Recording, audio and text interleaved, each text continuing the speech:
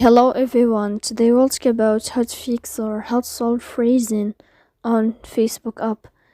To know how to fix or how to solve freezing on Facebook app, you should just go to settings as you see and you can click. Here in this page you can click on apps, default apps, app settings. Then this list you'll enter to Facebook and you can click here.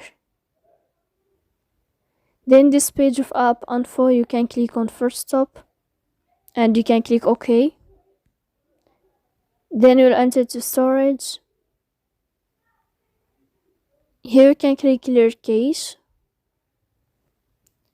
Don't click clear data because that can cause you errors in your app. In the end, you can go to Play Store. You can uninstall your app and you can install it again. So please don't forget to support us by like and subscribe soon.